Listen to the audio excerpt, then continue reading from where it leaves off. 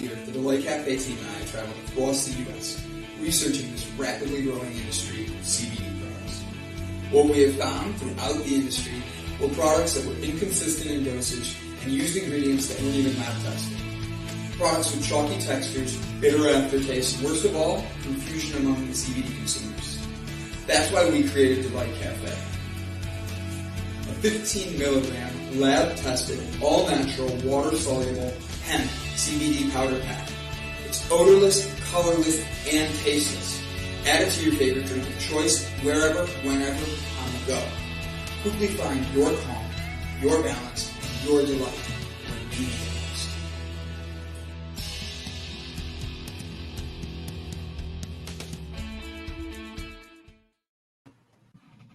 Hi, this is Brett Gordon of Businesses Are People Too. And my name is Brandon Croucher of Delight Cafe.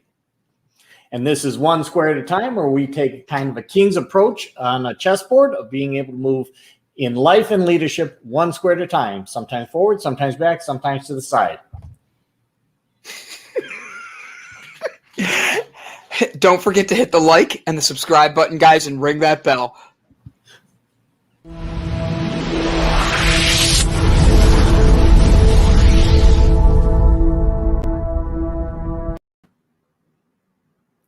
Good afternoon, ladies and gentlemen. Welcome to the live interactive version of One Square at a Time, where today we will be talking about Shrek.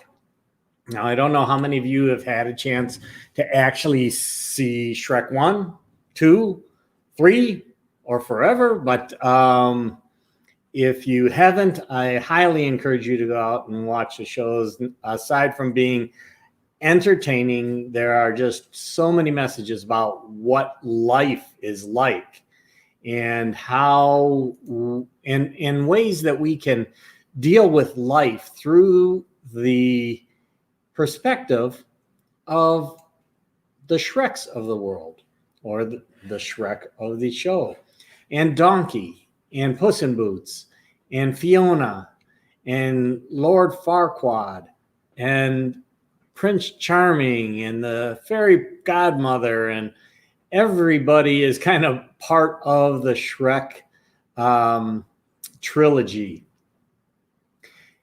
Shrek is really unique in I think, just the way that he's presented, because it's in a way that doesn't really offend any of us, though we all have an ogre in us. And when we think about some of the ways that Shrek thinks about himself, the way that Shrek treats others, the way that Shrek interacts with the world around him, and the way that he grows from Shrek, the original movie, where he's in his swamp by himself and loving it, or at least he believes he loves it, because he's gone there to be able to avoid having to interact with people around him. And Shrek believes that everybody has this opinion of him as being an ugly, stupid green ogre, and he's repulsive. And as a result, anybody that sees him, they run in the other direction, they scream. And that's all in Shrek's mind, really, because he hasn't experienced it from everybody. And when Donkey arrives, Donkey doesn't see Shrek that way at all. Donkey sees Shrek as a friend. Donkey sees Shrek as somebody that he can talk to, that he can be a companion with. He doesn't see Shrek as something that's scary or repulsive, though he does make some comments about Shrek's personal habits and so forth. But you know what? We all have our own uniqueness about us when it comes to personal habits and some of the things that we do that others may not appreciate the same way that we do. So during this interactive show, I highly encourage you to put in your comments, any questions that you have with regard to Shrek the movies, Shrek the review that Brandon and I did and posted earlier this week, or just things in your life that may kind of trigger some questions or some things that you'd like to explore or ask. And let's talk about those things, because that's why we want to have these interactive sessions. It's nice to be able to do recorded sessions, but that's just Brandon and I talking and trying to bring out things as much as possible. But we don't get everybody else's perspective. And the great thing about the world, and what I think comes out in the Shrek movies, is that each person, each entity in the world has their own little perspective on it. Yeah, we may kind of think alike in some things. We may belong to the same church. We may come from the same country. We may come from the same household. But that being the case,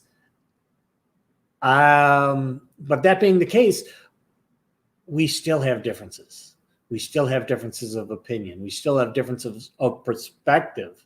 And perception is reality. So whatever our perception is our reality, but it's not necessarily somebody else's reality. In fact, earlier today on the day Java Delight, we were talking about some words that people hear or mishear in music, in songs. And in this case, many people can hear the same lyrics, but what they actually think they hear, and then what meaning they placed on what they hear can be completely different. In fact, they can be 180 degrees different depending on where they're coming from. And oftentimes where we perceive things and where we're coming from depends on the situations that we're experiencing today. If today we're out in the sun and we're having fun with the family and so forth, when we hear something, we're likely to receive it in a much more acceptable and happy fashion. If we, on the other hand, just had a big argument with somebody that's close to us and we hear the exact same thing, we're going to have this dark cloud that just came from whatever that situation was that we had, and we're going to project that dark cloud over this event. And as a result, when we perceive and add a meaning to that exact same event, it's going to be different because our situation, our mindset, our hearts are in a different position than they were if we came from a very happy experience just before that. I'm too late for the, what's it say? I'm late to the swamp. Oh, thank you, Jess. No, you're not. We got plenty of time to talk about the swamp and what the swamp represents to each and every one of us.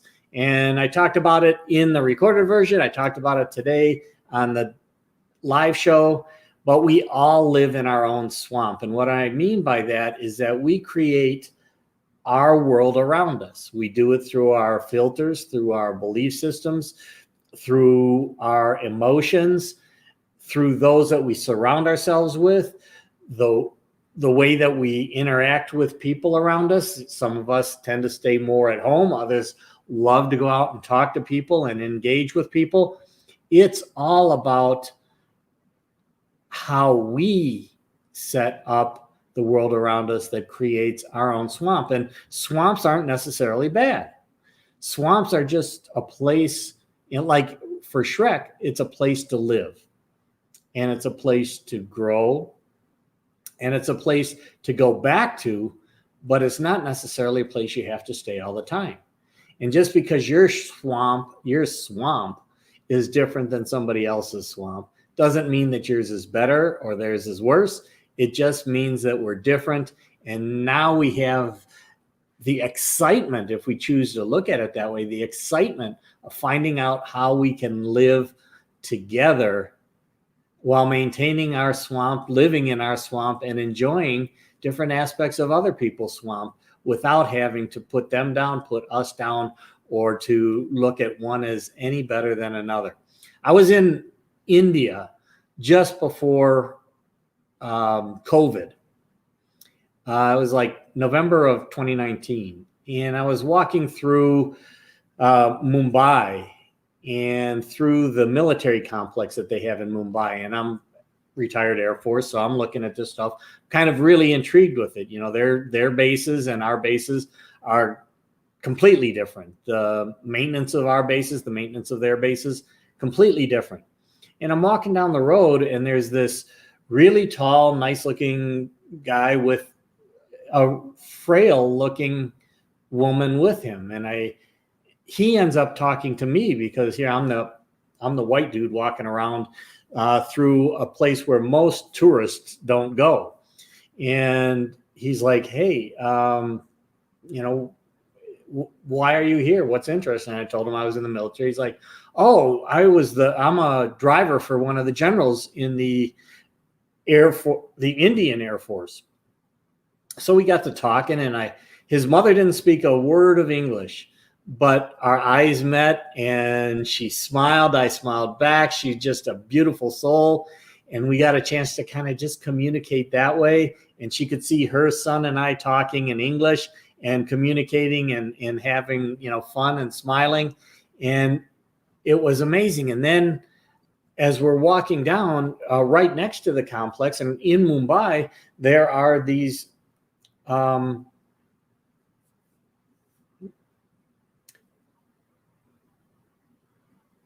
what would amount to slums, right? And they actually call them slums. And I asked them where they lived, and they're like, oh, we live in this slum. And here's this elderly woman in a beautiful dress. I mean, just immaculately manicured fingernails, and her son dressed nicely. And they're going to go home to their home in the slum. But they didn't look at it as an undesirable place to be. That was the community they were from. They were actually proud to be from the slum. They live their life there, and there's nothing wrong with that. Oftentimes, though, we, from the United States, we hear slum, we have this negative perception of what a slum is. When we hear that all these people live in slums in India, we immediately say, oh, well, that's absolutely awful. They don't make any money. That's horrendous that they have to live in a slum. But that's not necessarily the way that they feel about it. And what's interesting is when you go through and you go up into a taller building, you look out over the slums, a lot of the roofs are covered with like blue tarps and things like that to keep the rain out. But on top of the blue tarps are also satellite dishes so that they can get TV. And I just thought that was so amazing, because when I first went over there, I had always heard about the slums, and I had watched, Slumdog Millionaire, and I had a certain perception of it.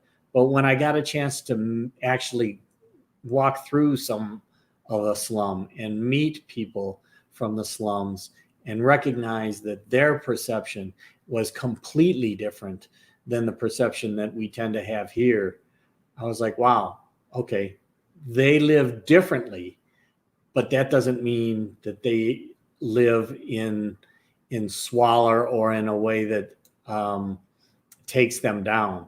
And the general's driver lives in a slum. So very interesting. Anyhow, let's get back to some of the things that we got here.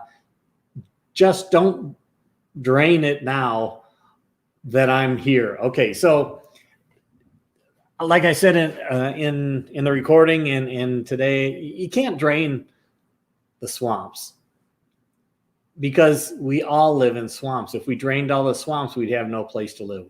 We'd be lost if we didn't have our own swamp to live in. When we talk about, or politically, we had heard about draining the swamp for 5 years, but we were draining one swamp and filling that swamp with another swamp. So I think that we really need to open up our minds as to what we're really trying to say, and recognize that, again, We're not all red. We're not all blue. We're not all black. We're not all white. We live in the spectrum of color. We live in the spectrum of shades of colors.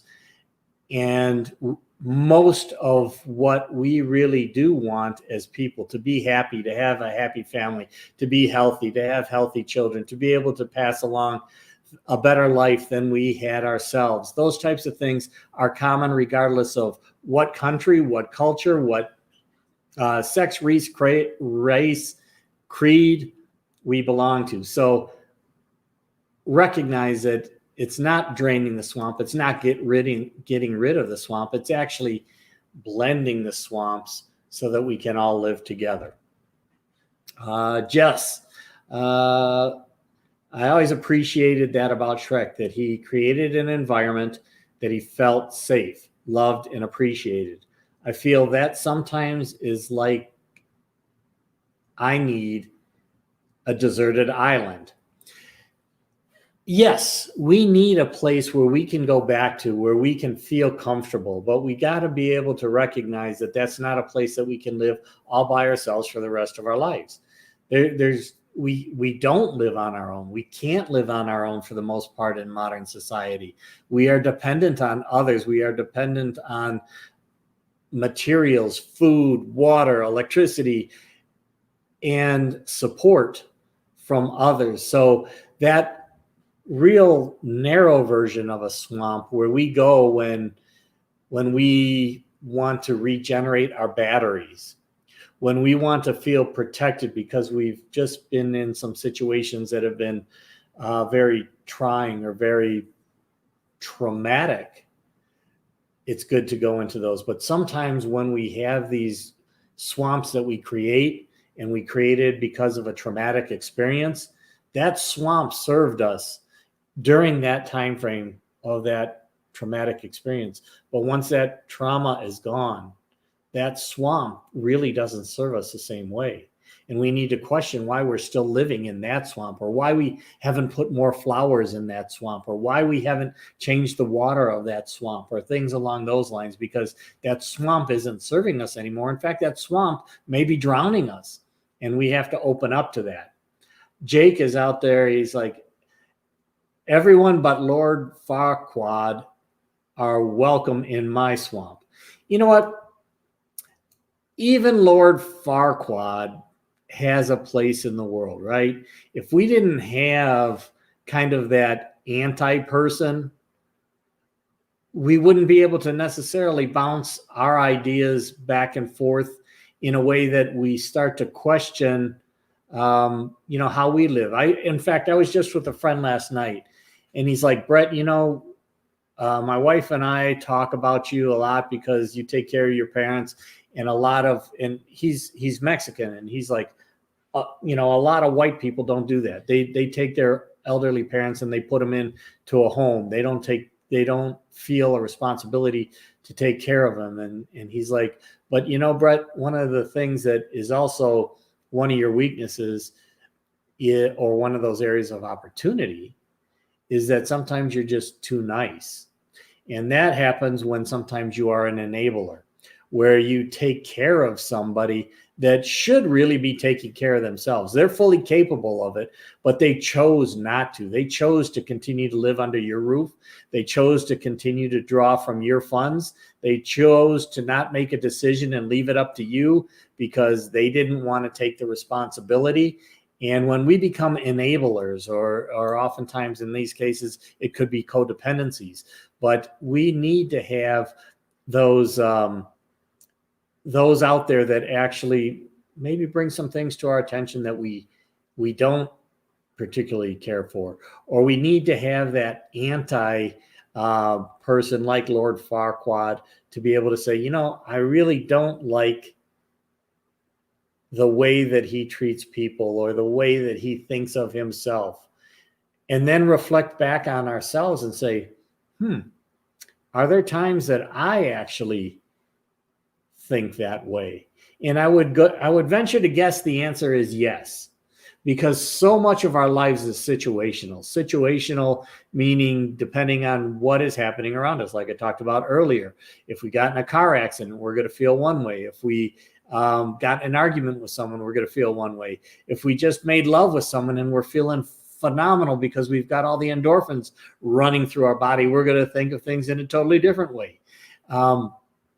So this situational aspect means also that there are times that we may be bringing out things. We may have parts of us that we hold deep until shit hits the fan. And then those things that maybe we don't think are acceptable come out in the heat of battle. So we need to recognize that. And that's where some of these, characters, or if you want to call it the devil's advocates that are out there that give us a different perspective on life, also enable us to kind of question, where are they coming from? And more so, where am I coming from? And is it still serving me? Jess brings up perspective. Oleg Longheed has talked before about homeless people he has interviewed who have expressed how happy they are. Yes. Just because you're homeless doesn't mean that you're not happy. In fact, a lot of people have gone to that degree of being homeless because they felt that having money or having the pressure of trying to earn money was so challenging that it became depressing for them. So to be able to differentiate themselves or to pull themselves away from that and go to a more simple life, which oftentimes they truly feel when they're in the homeless state. There's a lot of people in Las Vegas here that actually live in our flood backwashes, and they want to live there a lot of times and feel comfortable there because they don't have the same rat race there that we experience oftentimes when we're trying to make the money and have the house and have the car that either we want or we were ingrained to believe we need in order to feel successful, in order to feel happy. Happiness has nothing to do with the material things around us. In fact, happiness doesn't really have anything to do with anything outside of us. Happiness is from within. But many of us have these needs to have acknowledgement, to have followers, to have likes in order to feel like we're worthy of happiness. And that's absolutely horrendous. And, from a social media perspective, that's where I think some of the children or the younger kids that have grown up with their socialization being in social media and understanding this whole concept of likes and the whole thing about TikTok and getting, 1 million views. And if I don't get 10 views, then I'm not worthy. And that's how some kids are. And then when you get into the cyberbullying and so forth, people pick on those types of things. So if somebody posts something out there and then, the bully says, well, look, you only got 5 views and I got 500 views. So I'm better than you. That's something that, is really new to society and something that we have yet to really be able to come to grips with in terms of teaching our kids, in terms of understanding it ourselves, in terms of incorporating it into school. And, our schools are still factory schools. They teach children the basics to be able to go to work in a factory. They don't really teach us life skills. In fact, a lot of the life skill courses that might have had when, like I was younger, are no longer given anymore because budget cuts. So, we teach kids how to use a computer from a technical perspective. We don't teach them how to deal with the socialization part of technology, how to understand what's going on behind the screen that they're looking at, that type of things. Lena from Sweden, thank you for being here again. I really appreciate it. I'm like Shrek. I have a hard life, but now I have found my place in life. I just love him. Absolutely. You know what? We all go through challenges. I mean, it's through challenges, it's through mistakes that we learn. It's the journey of life. When we look at it from the aspect of a growth opportunity, that we recognize that, yes, those things that may be traumatic, we may have experienced some really horrendous events in our life, but if we learn from them, if we can take those opportunities and help somebody not to have to experience those, if we can teach the lessons that we learn to others without them having to experience, we can now really become a force in this world to help others to avoid maybe some of those traumatic experiences that we had in life. And as we grow older, hopefully we get to a point where we become more comfortable with ourselves. We recognize that the joy in the world really comes from the joy in our heart and our minds, and not from those people and those things around us. Stuart, how you doing today? Absolutely glad that you were able to join in as well. Jess says, to drain the swamp simply means to check our boundaries, who we are willing to allow in our space. Exactly. I think that there's a component of that for sure, and that is to really question who we allow in, and then also to revalidate that those boundaries are still serving us. Because again, like I say, sometimes we created boundaries based on things that were ingrained in us by our family and our friends and our churches, and those were all things that happened when we were kids. And yet now we're 40 and 50 years old, and if you go back to the source of your belief, it was when you were 2 and 3 and 5 and 8 years old. Do they really still serve you today? So draining the swamp, I think, can be, okay, let's drain part of the swamp. Let's put in some new water. Let's freshen it up a bit. And then we can go forward in a whole new light, because we have now looked and recognized that we can filter out some of the shit from our swamp and fill it in with cleaner, more empowering water. And all of a sudden life becomes a better place to be. And Shrek had this happen through all the movies. He grew from this, what he felt was an undesirable ogre, to a hero, to a nobility, to a loving father, to a caring friend. And all of that was through the different journeys that he experienced, through the different personalities that he met, through those different eyes that tried to place their meaning of life on him, that Shrek really developed more fully as a let's call it as a person, as an ogre. Stuart, I'm quite happy and comfortable in my current swamp. I resided in far worse. I have too. Everybody's come through some real shit challenges in life, and we should be thankful for it, because those are the things that really make us grow. If we had life given to us on a silver platter, oftentimes we don't get an opportunity to experience enough alternative lifestyles, alternative events in life, to even really build the toolkit that we need in order to really thrive in the world outside of the initial swamp that we grew up in. So I think it's really good to recognize that, we can be comfortable in the swamp that we live in, and we should. But we also need to always open up to, is there some new water? Is there some new animals? Are there some new people? Are there new plants that we can bring in that's going to make our swamp even better in the future? Let's see here. Jess says, yes, he has a place in the world, but not in my world. In my mind, there's a difference between the kingdom and the swamp.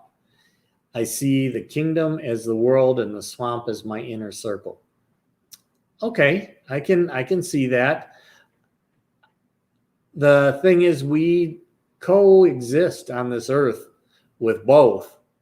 And we can recognize that there's a difference, but we also need to interact with it in one way, shape, or form. So again, great to have our inner world and our inner circle, because that's where our strength is. That's where we go to recharge our batteries. That's where we go to regain perspective. But we got to avoid sometimes feeling that when we go back there, that is where our only comfort is. Or sometimes we get so used to, I don't know if you've ever heard of the analogy of the crabs, and you can put a whole bunch of crabs in a pot, and the pot, they can climb on each other, and eventually one of them gets to the top and he's just about ready to go over, but another crab grabs him and pulls him back down into the pot. And we have to be aware of those types of things that happen oftentimes in our swamps as well. But there's kingdoms, and kingdoms can represent, depending on people, in your perspective, kingdoms can be something that you aspire to be a part of, or kingdoms can be something that are repulsive because it has the opulence that you don't feel is necessary in your life, but others feel it's necessary in theirs. I mean, why is Keeping Up with the Kardashians so popular, or why was it so popular? Why do these reality shows exist? Because people do have some level of interest or desire sometimes to experience those things, even though they live in their swamp most of the time. Marie, hi Marie. She says, we can create our own swamp paradise anywhere, anytime. The power to do it lives inside us. Absolutely. Absolutely. Even in the worst conditions. I mean, a lot of the guys, if you listen to some of the stories of POWs and the things that they had to experience, they still found ways to be able to create their own little swamp in there that helped to protect them from the rest of the shit that was going on around them, that was going on to them. And that's how they were able to survive 10 years in a POW camp, because of what they created within, as opposed to what they were forced to experience from outside. Jake is saying, agreed. We need to embrace that everyone comes from a different perspective and not judge. But it's also important to ignore those who only want to bring you down. Absolutely. Absolutely. Some people live their life not by really trying to grow themselves, but by trying to bring others down, or to cut others down so that they can feel like they actually have a better life. They have actually accomplished more things. They are actually a better person. So we do need to look at and not so much judge others' perspectives as much as try to understand them. And oftentimes when you get a chance to understand somebody else's world, you realize that you're not as different as you think. For instance, there's a lot of people that when they think of Russians, they have a particular belief about Russians in general. But when you get a chance to speak to just one Russian, one-on-one, that perspective, that generalization that we made, that judgment that we made, doesn't usually hold, because now you get a chance to really get to know the person, as opposed to the generalization that we grew to believe from those around us, the news, etc. So absolutely. Stuart says, I found the sense of community amongst homeless far greater than a housed community. That goes back also to kind of what I was saying when I met the old lady and her son that lived in the slum in India. They had a community there that they were proud of, and friends there, and they may have generations there. So it's not something where they're going in there and and they're feeling like they're less than, it is actually their support area that they're going back to. So, the homeless oftentimes feel that the people around them in that environment are empowering to them, where if they go out into the rest of the world, and you see this too, not necessarily by the beggars on the street, because there are those out there that are actually just using it as a way to make money, and they do, some make good money, but there's others that, when they go out into the rest of the world, because they don't look like they're successful, they don't smell like they're successful, they don't present themselves like they're successful, they don't feel that when they get away from their community that they feel comfortable. So being in that homeless community is actually a sense of pride and a sense of comfort for them, and they've grown to like that. Hi, Mandy. How you doing? Good to see you out there. Stuart says, when society makes you an outcast, it can be challenging to accept people back into your life. Absolutely right. And we have to recognize, too, that people change. So often, especially in politics today and in the media today, they go back 20 years in somebody's history and they pull out a sentence or possibly even a belief that they had 20 years ago. And they say, well, you said that 20 years ago, so that means that's how you believe today. Bullshit. We grow, and give people that respect, or let them earn that respect, that yes, I grew, I became more open, more mature, if you want to call it, to look at things in a different fashion than I did when I was younger. I know that I had a whole lot of different perceptions of different things, especially, I'll be, open and honest. When I went to college, my first roommate was a thespian. He was gay, and I didn't have exposure to that up until that point, or at least exposure that was that close. And I was scared. I was intimidated. Why? Because I didn't know jack shit. And over the course of that time, I got to meet his boyfriend, and he and his boyfriend invited me to go watch football and stuff, which, to be perfectly honest, I was still somewhat intimidated.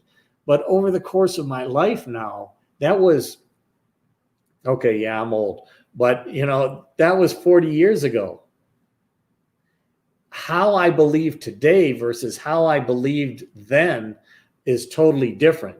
So don't continue to throw somebody back into their past if they have grown to where they are now a much more broad-minded person than they were back then. Again, we got to open up our minds to question our belief systems. And if we do that, we're going to find that, what we originally thought was something that we held to our core as part of our identity, i.e., I'm a heterosexual and everybody should be a heterosexual. No.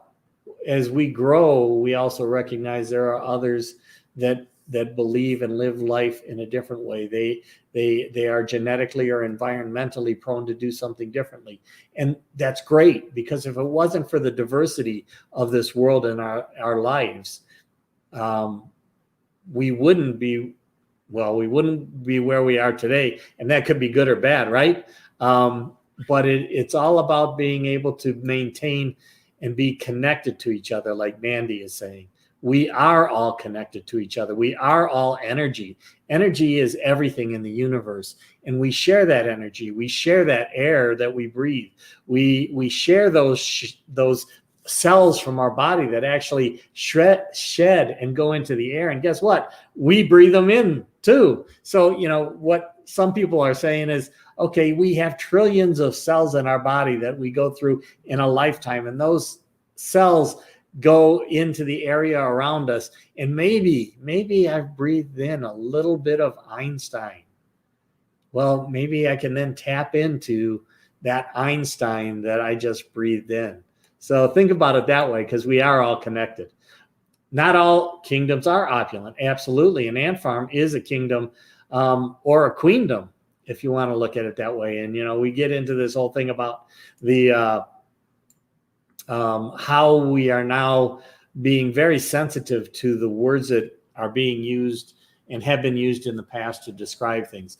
Kingdoms, queendoms, his versus hers versus its versus ours, all the things that we have to consider. But we need to also have thick skin too. I think sometimes we get so thin-skinned in what our belief is of a particular word, what our perspective is, that we try to impose that on everybody else. And that's not necessarily the best thing for us or the best thing for society. As we say, we all need to remain in each other's lives one way or another, and we are all connected. Jess, there is a lot of that in the movie too. Judgment between Shrek and Donkey. A tit or tat, if you will, of whose life was worse. Exactly. A tit or tat of whose will of whose life is worse, when we realize that we're both on a journey together. And that's what's really kind of cool, is oftentimes we can come from different backgrounds, different beliefs, different cultures, different creeds, different colors, and all of a sudden we end up on a journey where we are together. And sometimes that can be intimidating, especially to begin with, until we become more comfortable with it, more comfortable with the other person, before we actually start to better understand where they're coming from and they better understand where we're coming from. But we get into this journey of a new team, a new area that we're living, a new person that we met today. And all of a sudden our life can change direction, because we've now taken a turn.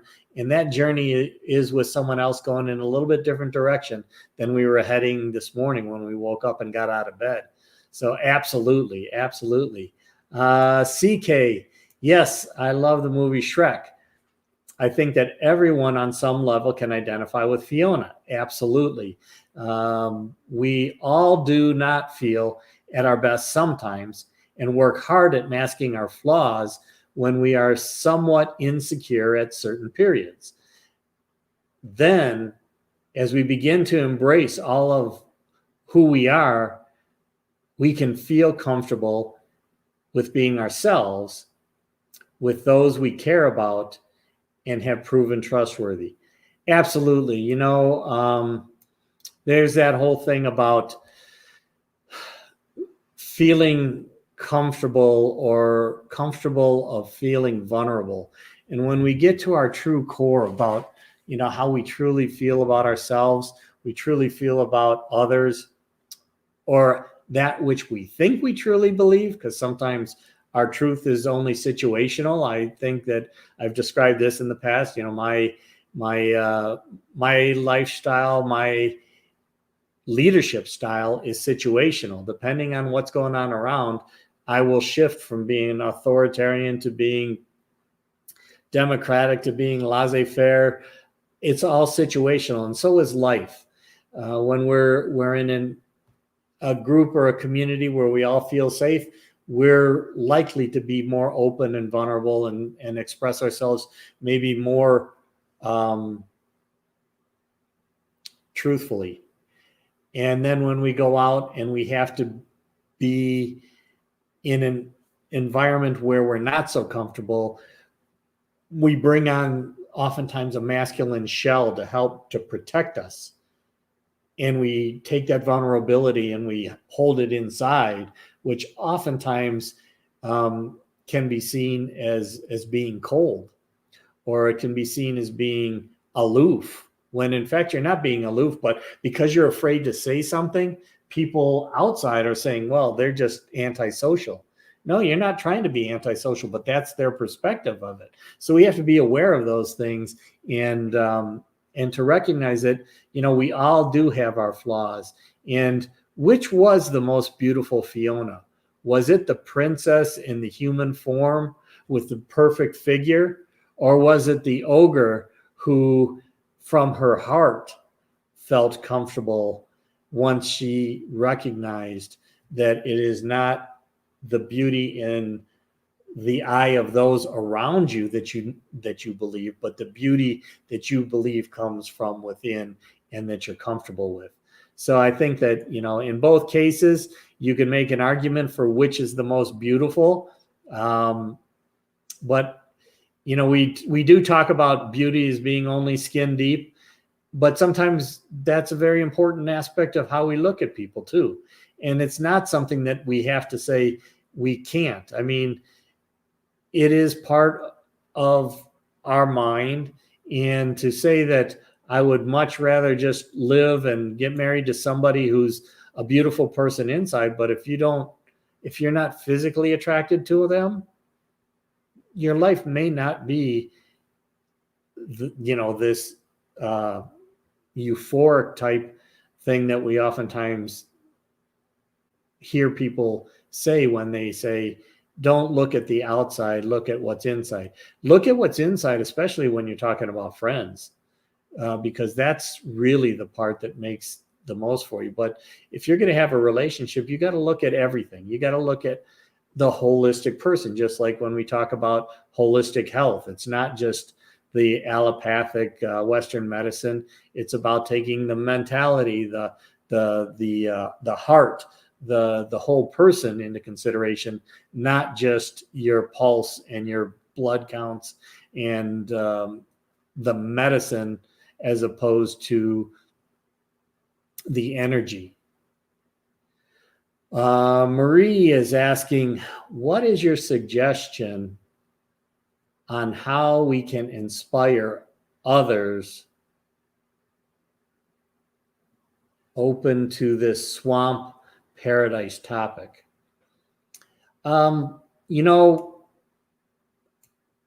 We can't tell others or force out others to do anything, but we can try to remain true to ourselves. And I think that when we are congruent, when we are most congruent, we have the best opportunity to influence others. We also have to recognize, and this was brought up by the guest on our show in the morning, as well as things that I've talked about in the past, and that is, oftentimes in order to be able to get people to open up, we first have to kind of get to their energy level and then help them to rise. Because if we come at them from this euphoric level and they're coming at it from a depressed level, oftentimes they say, you just don't understand me. You don't get it. Don't even talk to me. But if we start to come down here and say, okay, let me appreciate their world a bit and see where they're really coming from. Once we connect at that level, it's amazing how we can influence people to move in a direction. It's kind of like mirroring people when you're in a discussion or in an office. And if that person is kind of sitting back in their chair like this, if you sit back in the chair like this initially, they're going to start to say, there's something about that person I kind of like. And that's because you're starting to take on their physiology. If they're being more aggressive and they're kind of in your face, then you got to kind of get into their face, especially if you're trying to influence them in a particular way, because then you start to connect with them in a way that they may not even recognize, but you're energetically connecting with them. And now you can start to guide them in a path that is going to be less resistant, or possibly even, they'll want to move in that direction. So that's an opportunity. Chill a cat. This is Bandy. Nothing is absolute. The only thing that's, like I say, is, absolute in life is that we're absolutely going to physically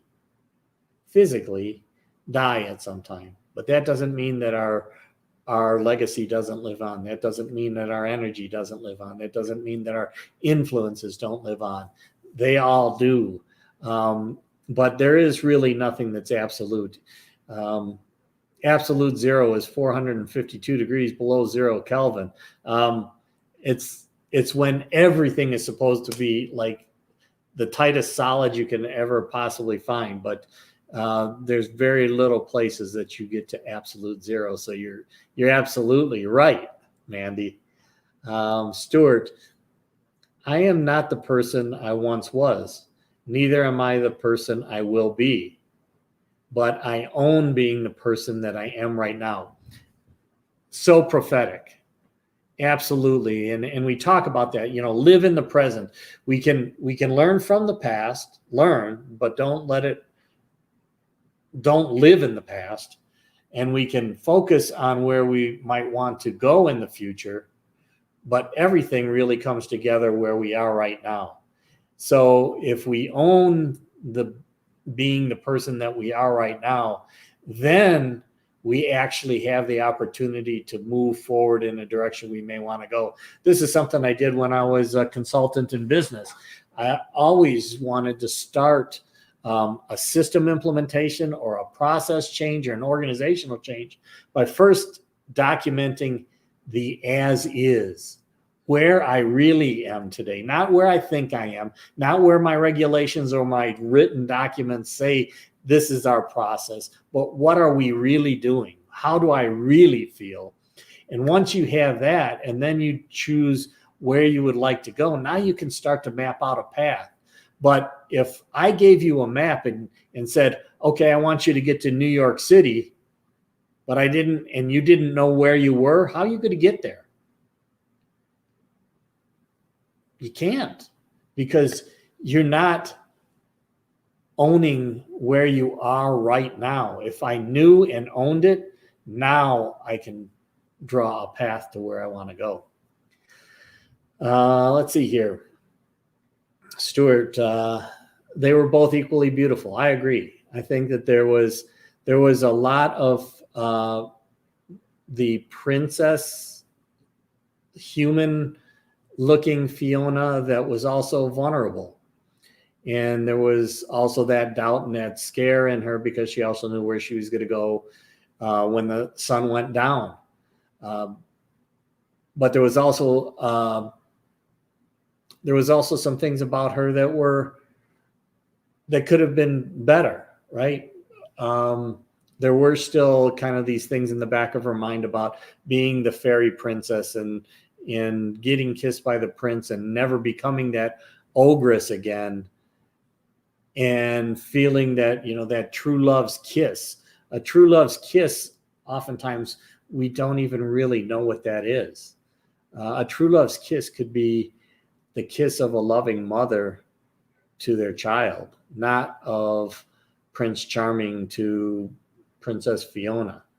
So that's absolutely, something that we need to look at. And I agree that I think they both are equally beautiful, and both of them have things that they have to work on. And that's just like everybody in life. And if we recognize that, then we can live a much happier life, because we're not so focused on what we can be, should be, could be, but that we are who we are, and we can each day move one square at a time or one step at a time to move in a direction that we want to be.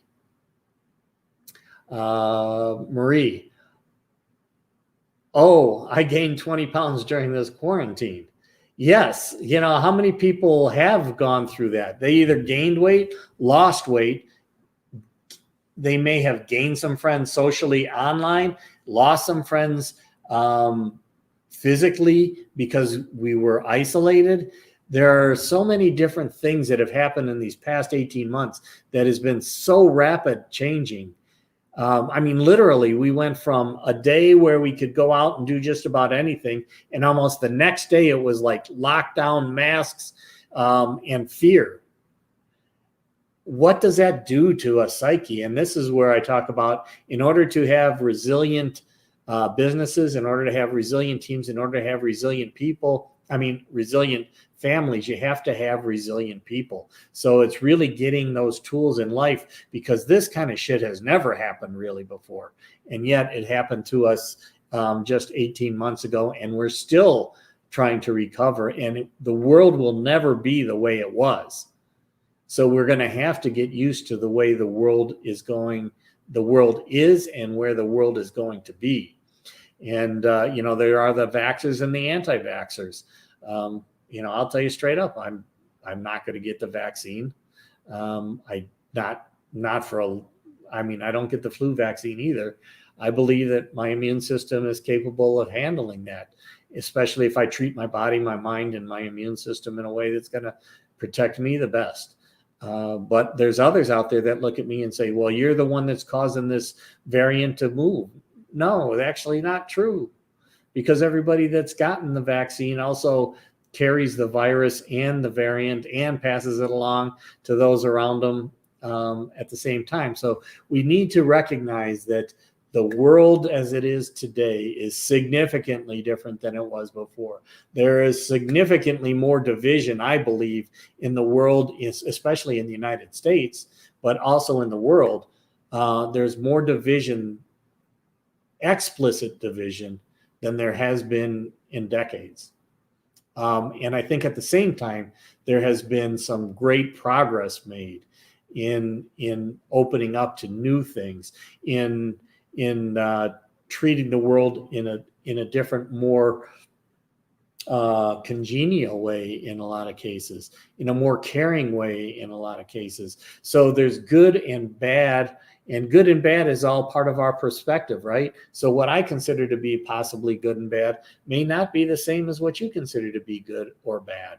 So it's, again, one of those things where we need to really open up. Brian, thank you for being out there. I really appreciate it. And see you going back and forth with Stuart. And look, I gained my brother Stuart. See, this is one of those things where would we have met or connected with people in the world of the internet, of social media, of online shows, I would never have thought I was going to be doing something like this or being on Java Delight in the morning before this whole thing happened. This is craziness in terms of my beliefs at the time, because I didn't see myself as being a personality to be out there, but it's changed. And, I would have never met Brian. I would have never met Stuart or Mandy or CK or Jess if it wasn't for COVID. So some amazing people, amazing energy in my life that I would never have had if it wasn't for COVID. So I have to appreciate that aspect of COVID at the same time that I'm oftentimes saying, COVID has maybe, put a different direction on my life. Maybe I look at it as a damper some days, and I look at it as an opportunity other days. So that's again, how perception and the meanings that we choose to place on events has the real impact on us, not necessarily, in fact, almost never the event itself is the final word in terms of how it's going to affect us, our lives, and the world around us. The global situation puts us all in the same swamp. Well, we definitely get to share part of that same swamp because of just the way it's impacting the world. Absolutely. And again, I think that that's really important that we do, even though we have our own swamps, we have our own comfort zones, we have our own belief systems, we also interact with those around us. We are imposed with swamps from others around us. So we learn and grow and live and take on Shrek and Donkey. And when Donkey had babies with Dragon, and you have flying donkeys breathing fire, hey, would that have ever happened if it wasn't for Shrek and the journey that Donkey and Shrek went on? Probably not. So pretty cool what happened, and kind of the same thing that we're experiencing with COVID. Well, this has been about an hour here. I really appreciate everybody. Marie, thank you for saying I agree 100%. Push beyond the fear. When we allow fear to dictate our life becomes much more challenging. Oftentimes it becomes more of a smaller view that we take on of the world, because the more that we expose ourselves, the more fear we feel we may invite into our life or be exposed to in our life. So push beyond the fear, push that envelope. Get out there and do those things that you may not have done before. Question those belief systems that you may have had since you were a kid, because you have to take a look and say, in today's world, when I was a kid, we didn't have an internet. We didn't have computers. We had the stupid telephone with the dial that you had to use. And, then I talked to my parents and they're like, we used to have to ring up the operator in order to do that. And you go back to my grandparents and they didn't even have that. So when you get to where we are today, this envelope keeps growing and growing and growing, and we need to grow with it, and we need to be focused on certain aspects because there's just way too much out there that can become overwhelming for us, and that will keep us from living and appreciating where we are today and to being congruent and maintaining an identity, but at the same time recognizing we need to constantly question our identity to make sure it's still serving us today. So thank you, everybody. I really appreciate it. I thank Shrek and all the characters in Shrek and the journey that they went on and the journey that we're going on. I hope you're here again next week when we get a chance to talk about the next movie, which I got to figure out what we're going to talk about, and the journey that we are on in life, because we're all on a journey. We're all following the same path at times, and then we veer off and follow our own path. So appreciate everybody that's been here. Love you all. Take care. And until next week, enjoy life and be the best you can be. Bye-bye.